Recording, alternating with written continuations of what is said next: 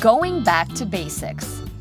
While Korea's rapid modernization has created a relentless race to stay at the forefront of change, the emergence of retro has remade the old into the new. The general public is accepting of new technology to an extent, but at the same time, many have a desire to revert back to the old ways. They have no choice but to be open to new technology and change, but what they truly desire is comfort. This sentiment may explain the explosive popularity of roller skating rinks, which were among the most popular hangout spots for Korean youths in the 70s and 80s. My exams just ended, and I'm here to have fun. I wanted to experience it because it's not as common as it used to be. It's my first time coming here. I was a roller skating athlete when I was in school 30 years ago, and I'm riding again now 30 years later. I actually met my wife at a skating rink too. Coming here brings back so many memories.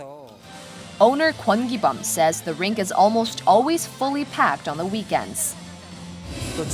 This place not only brings back nostalgia from the past, but also has a modern feel.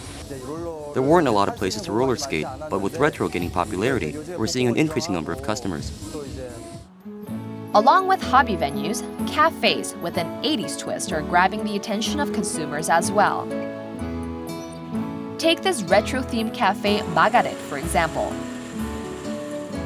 Despite being in a rather quiet neighborhood with less foot traffic, it attracts a constant stream of customers.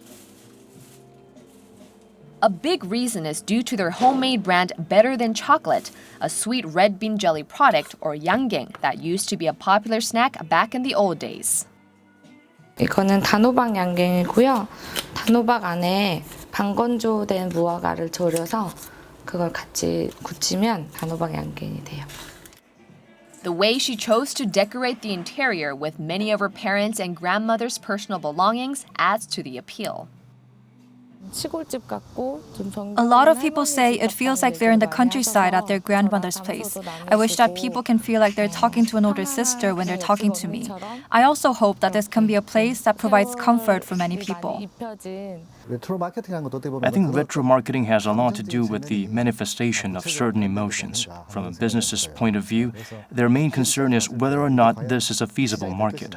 I certainly think it is. When firms discover new technology, they're highly enthusiastic, but they are uninterested when it comes to reviving something from the past. I think it's a pity that they think this way because, in fact, this market is an untapped blue ocean when it comes to competition. Majang Music and Pictures is one firm that's intent on hitting it big as going retro gains more appeal among the public.